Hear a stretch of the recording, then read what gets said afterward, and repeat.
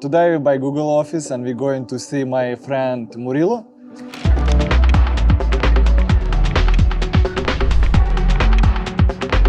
$20 or $1 million per year. You can come, play games, sleep, right? Yeah, let's say in the high. So you can be relaxed. Yeah. He always relax. He's very fun. He always make a lot of jokes. Yeah. Today I'm so happy to be in West Loop, Chicago, where is Google office located. And thank you so much, Murilo, invite us. He will give me a small tour and he will tell us stuff about what's going on in a Google office. All people coming here now. Yeah. Tell me about a little bit. What about your position in the company? You work in marketing, right? So basically, I would say like 4 positions in the team that supports large advertisers at Google. The way that we do that is basically we are segmented by industry. So we are experts on specific industries that during my tenure at Google participated in like different industries, different teams.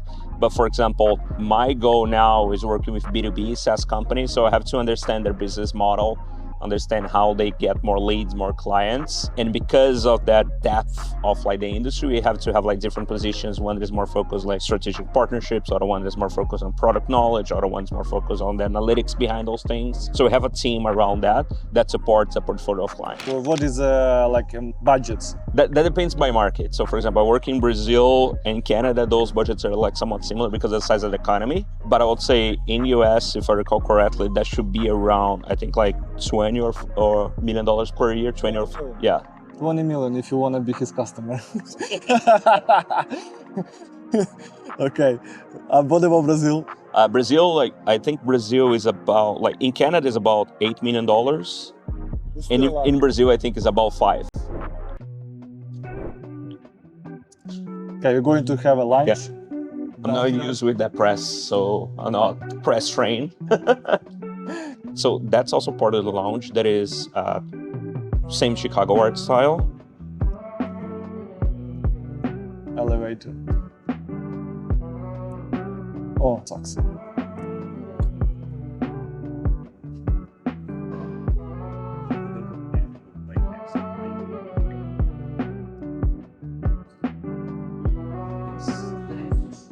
To the left. Let's go. Let's play basketball. Murilo. Oh, it's game room also. Yeah, we can explore that area. Yes. Yeah, let's say in the high. Like old style. Very vintage, and they have like more like traditional games. I think they're Oh wow. It's old TV. yeah, they have like consoles. There's a PS5 there, so like Still allow people to work from home or everyone back to office? so like now most of the people are back to the office like 3 times a week. 3 times a week. Yeah. Hybrid. Yeah, it's hybrid. That depends on the role and that office as well, because there are some people that are like fully remote now, and there are some people that are like depending on the roles. For example, if you work on data center, you will never working from home. You're already like there in the facility and things like that. It depends of position. Yeah, the most common is 3 times per week at the office and Monday, Friday from home. Got it. And because everyone knows Google, like you can come, play games, sleep, right? And not people like, it's dream office, let's be honest. And I always dream to come to It's this a nice office, yeah. Is this really like that? It's dream office or people still work a lot hours? I always like to say like Google grew a lot in the past many years, and it's not by accident as well. So there's a lot of work, like we do work despite like the nap pods and like the game room. Yeah. It's more that having access to that, like I think like over time you start to appreciate more. Early on, it feels like it's almost like the move internship. You feel like you want to use everything, you want to take every snack, but then you understand that's part of the culture. You have that accessible for you whenever you want. But in order for that to stay there, we got to keep delivering the projects, delivering the revenue, delivering your KPIs, whatever that is. Otherwise, that won't be sustainable. You can, let's say, for example, like because I'm visiting from Toronto, let's say I forgot my charger or like something like that. I never seen this before.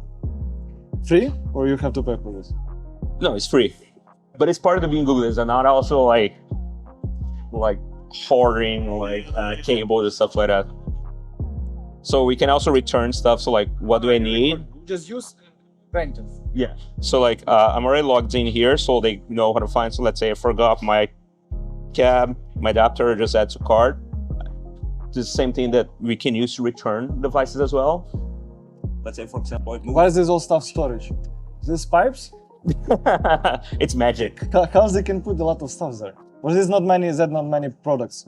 So probably just like more smaller products that I keep like, Oh, 14 pages. Is this a lot?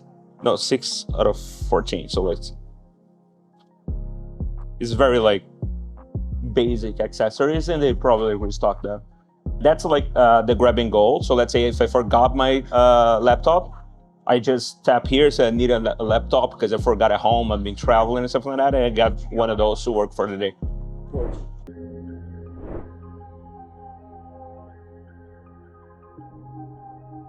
I will just put my email and he figured out everything, all numbers.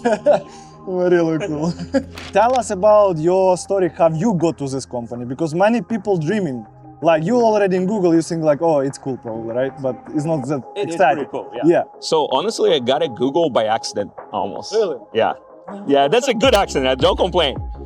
What I mean by accident, like it all started with like a poorly planned vacation. Like I was in school, like finishing my undergrad degree. I had like a road trip in Europe, like visiting some friends, backpacking at friends' houses, and like didn't plan that well. Basically, there was like a holiday that I didn't know was a holiday. I was planning to do some stuff there. Everything was shut down. Everything was closed.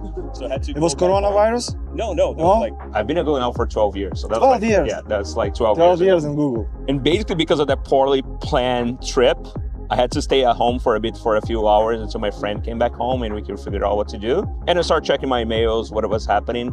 And back in the time, like Google was not like the massive company that it is nowadays as well. That was still not like, it was a good company, but it was not like, oh my God, that's like the dream job or things like that. I just applied right away on the same day because it's like, I don't have anything else to do. I might as well just apply. I'm not paying anything for it. Worst case scenario, I'll be rejected or continue my trip. Like, it's not a problem. And my first interview in person was exactly around that first week that I was coming back to Brazil. So it timed really well.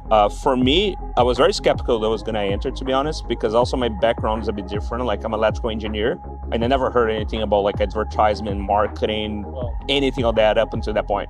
I actually had to study basic stuff like what is marketing? What is advertisement? What is the difference between advertising and marketing? I knew nothing about that. Wow. Interesting story. Apply for your application if you have a dream. Yeah. Worst case scenario, you continue where you are. And you got accepted in Brazil, and after you moved to Canada. Yeah, so I started in Brazil 12 years ago. I worked there for 4 years.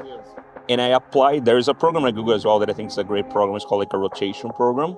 They have like different names now, but basically you were able to work for 3 months in a different office in a different country and potentially even in a different role. So it's a specific project, it's something specific there, and you apply for that.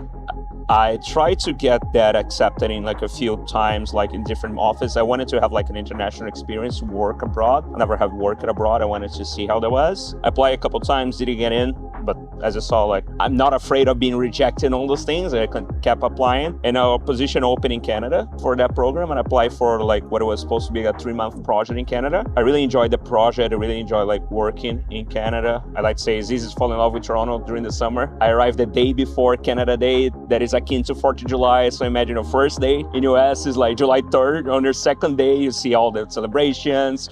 The weather is nice, everyone is happy. So it's easy to fall in love with Toronto with that. I enjoy my time there. And I was lucky because at the end, there was like a position open for doing exactly what I was doing on that project, but I was a full-time instead of just a rotation.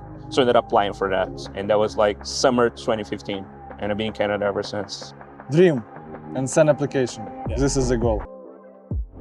Because why I'm asking about Facebook, right? For example, people who do my channel, they said like, don't post on Facebook your video because Facebook doesn't have reason to make this popular to see for people, because I don't want people from Facebook live to Google, to YouTube. Do this in a comment. And for me, it was like, it makes sense. Why Facebook will put my video of YouTube priority for people to see, even for my friends. For them, better if people stay on Facebook. This is how this works. That's a good question. Like, I'm not so familiar how their algorithm works, to be honest, Roman. The way that I see is like, I think Google has a different like objective than Facebook. I'd say overall, Facebook wants to build a community within Facebook. and keep your friends, your wall, your feed, your connections, your apps, everything they use there.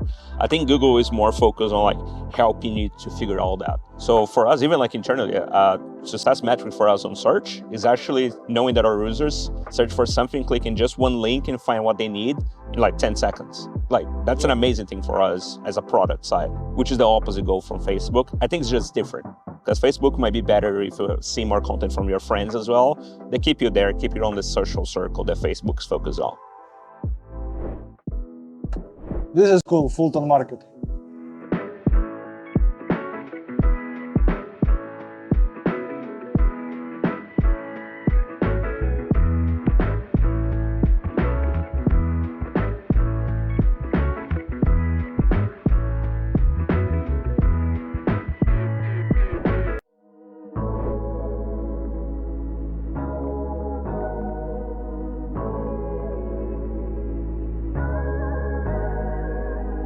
What made you make this decision to choose Kellogg? Why business school and why Kellogg? Business school, I think I grew a lot at Google, my career there internally, which I'm very grateful, very happy with that. But I think overall, if you spend too much time in the same company with the same perspective of things, you can create a little bit of a tunnel vision.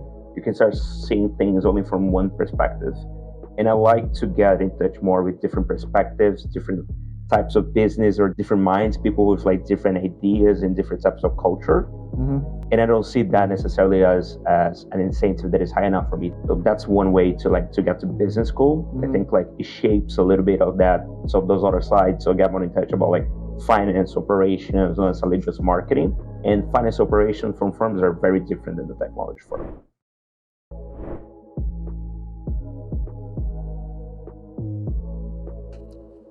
My friend, thank you so much, and thank you, Google, that we spent time today. It will be great memories. Yeah. Thank you. Thanks for coming. Thanks so much. Say bye. Bye, guys. See you tomorrow, Roman. See you Don't tomorrow. Forget the quiz. Yes, quiz of finance. Yes. See you. See you guys.